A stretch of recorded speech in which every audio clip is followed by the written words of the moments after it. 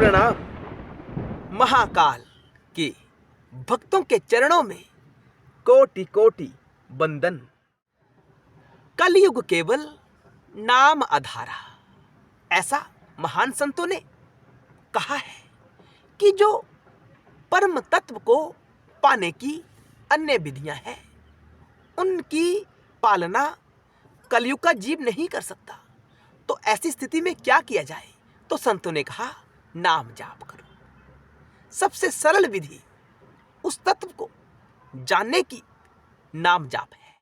तो जहां जहां नाम जाप का जिक्र होता है, वहां परम तत्व शिव और शक्ति के नाम जाप का जिक्र अवश्य होगा। यह सत्य है, सत्य है, सत्य है। क्योंकि शिव शक्ति के संयोग से ही यह विश्व अस्तित्व में आता है। ब्रह्मा कहां से आए? शिव शक्ति के योग से। नारायण कहां से आए? शिव शक्ति के योग से। रुद्रदेव कहां से आए? शिव शक्ति के संयोग से। सृष्टि बनती है, उसका पालन होता है और अंत में उसका संहार होता है, यानी उसका लय हो जाता है। ये कार्य कैसे हो रहा है? शिव शक्ति से यह कार्य संचालित हो रहा है। यह सत्य है, सत्य है, सत्य है। तो दर्शकों, देवी ने प्रश्न किया शंकर जी से कैलाश पर कि हे स्वामी, हे महादेव, परम तत्व का क्या स्वरूप है? जिज्ञासा उठी जानने की। किसके भीतर? भवानी के भीतर, प्रकृति के भीतर। पूछा किससे? शंकर से पूछा, यानी आत्मा से पूछा कि परम तत्व का स्वरूप क्या है। तो शिव ने कहा कि हे देवी, परम तत्व भैरव है, जो निष्कल है, निराकार है, निर्गुण है। तो भैरव परम तत्व है, तो भैरव को कैसे प्राप्त किया जा सकता है? उस स्थिति को जीव कैसे प्राप्त कर सकता है? उसे कैसे जान सकता है? यह तो बड़ा दुर्लभ विषय है। तो शंकर ने कहा, यह स्व अनुभव गम्य है, यह ज्ञानमय है, यह ज्योति स्वरूपा है। इसको जानने का प्रत्येक जीव को प्रयास करना चाहिए। किसको? भैरव। तो शिव ने कहा कि भैरव को शक्ति के माध्यम, पराशक्ति के माध्यम से ही समझा जा सकता है। शिव की शक्ति, शक्ति क्या है? यह विश्व जो विस्तार आपको आपके भीतर आंखों से दिखाई दे रहा है, यह शक्ति का स्वरूप है। और जो भीतर तत्व स्थित है, जिसे आज तक आपने आत्मा समझा है, वह भैरव है। तो शक्ति के माध्यम से भैरव का ज्ञान प्राप्त हो सकता है। जिस प्रकार अग्नि से उसकी दाहक शक्ति अलग नहीं हो सकती। अग्नि से तपस को कौन अलग कर सकता है? सूर्य से सूर्य की रोशनी को कौन अलग कर सकता है? जल से उसकी तरलता को कौन अलग कर सकता है? हो सकता है कुछ समय के लिए आप जल को बर्फ के रूप में बदल दो, लेकिन समय के बाद, कुछ समय के बाद वह पुनः अपने तरल भाव को प्राप्त हो जाता है। जल की यह विशेषता है। भोजन से भूख की तृप्ति होती है, भूख हमारी शांत होती है। तो क्या भोजन की इस शक्ति को भोजन से अलग किया जा सकता है? नहीं किया जा सकता। तो शिव ने कहा, उसी प्रकार भैरव को भैरवी से अलग नहीं किया जा सकता, यानी शिव को शक्ति से अलग नहीं किया जा सकता। दोनों एक जैसे हैं, एक दूसरे के पूरक हैं। अलग हो गए तो पूर्णता नहीं रहती। जब एक दूसरे के साथ रहते हैं, एक स्वरूप में रहते हैं, तो पूर्णता सिद्ध होती है। यही परम तत्व है। इसी को जानने का हम सबको प्रयास करना चाहिए। शंकर जी ने कहा, पराशक्ति के माध्यम से ही शिव की पहचान की जा सकती है, यानी इस प्रकृति के माध्यम से ही जो चेतन तत्व है हमारे भीतर, उसकी पहचान की जा सकती है। तो हमारा विषय था सांब सदाशिव। सांब सदाशिव क्यों जपना अनिवार्य है? इसलिए कि स्त्री पुरुष के संयोग से संसार बनता है।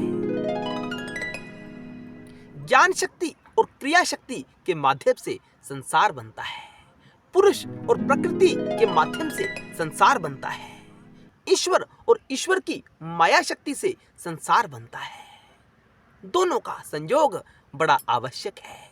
तो हम नाम जाप तो करते हैं, लेकिन दोनों को एक साथ जपा जाए, ईश्वर और उसकी माया को, पुरुष और प्रकृति को, शिव और शक्ति को, कृष्ण और राधा को, राम और सीता को,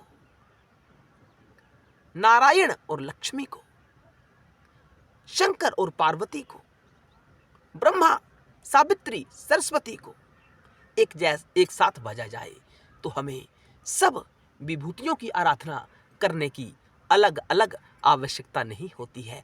केवल एक नाम जाप, क्या सांब सदाशिव, सांब सदाशिव, इस नाम जाप से सभी विभूतियों का वर्णन या आराधना स्वतः ही हो जाती है। हमें अलग अलग नाम लेने की आवश्यकता नहीं होती है।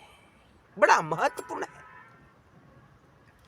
तो अगर संसार ही शिव और शक्ति से बना है तो हमें अन्य तत्वों को क्यों पूजना चाहिए?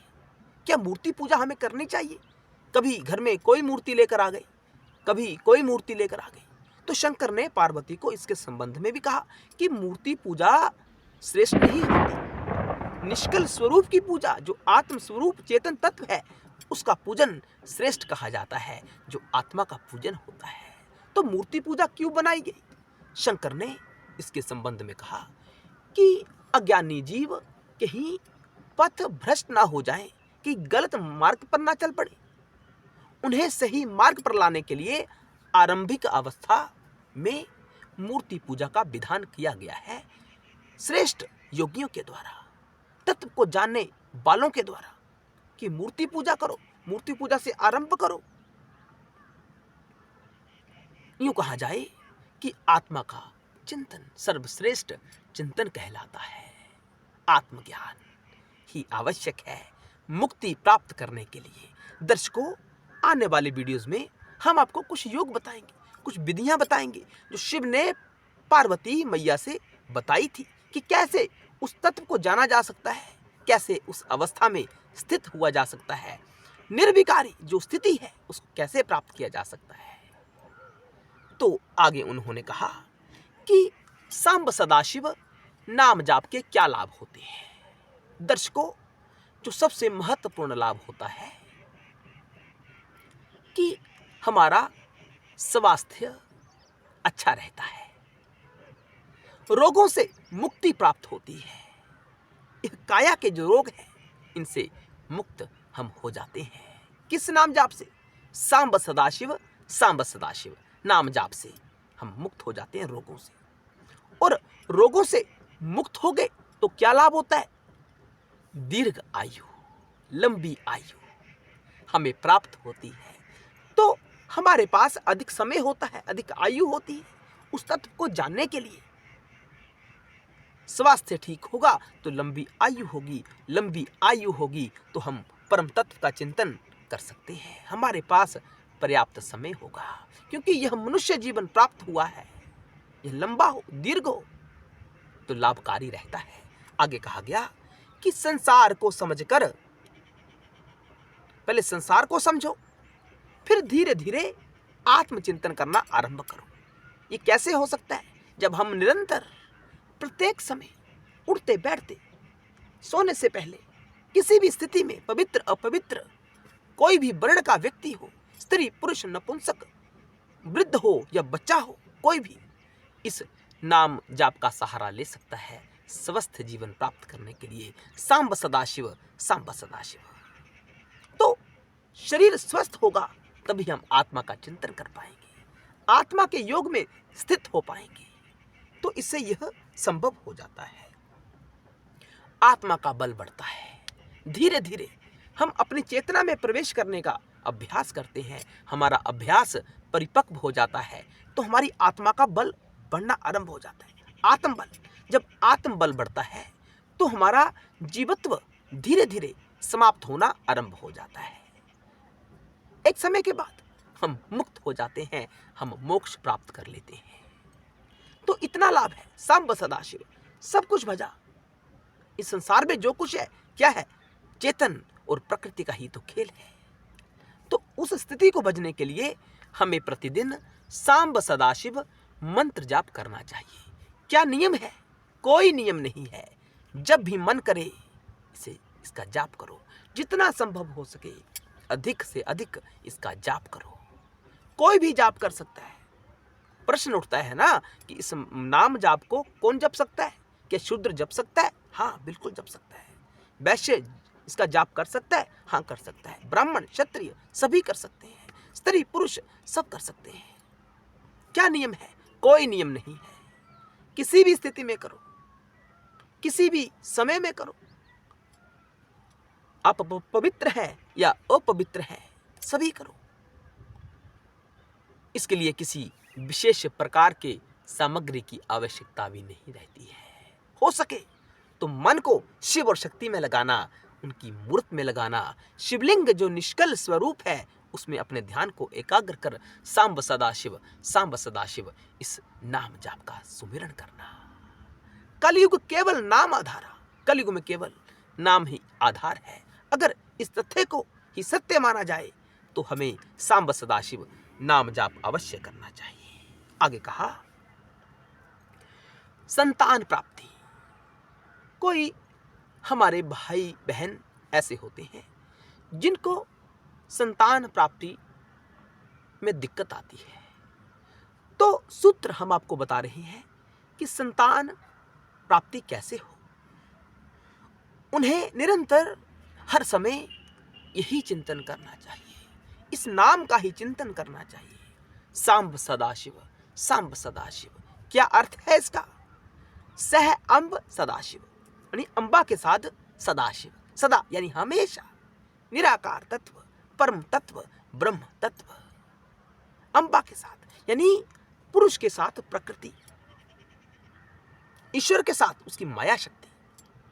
ये सारा खेल इन दो तत्वों का ही है। परमार्थ की बात की जाए तो दो नहीं, एक, केवल शिव। शिव में शक्ति हमेशा निहित रहती है। शिव से शक्ति को अलग नहीं किया जा सकता, क्योंकि शक्ति के बिना शिव कुछ करने में समर्थ नहीं होते हैं। शिव शक्ति के बिना अधूरे हैं और शक्ति शिव के बिना अधूरी है। दोनों एक दूसरे के पूरक हैं, दोनों को अलग नहीं किया जा सकता। अलग किया तो विनाशकारी सिद्ध होगी यह शक्ति। यह सत्य है, सत्य है, सत्य है। हर हर महादेव। जय शिव शंकर, जय भोलेनाथ, जय भोले शंकर।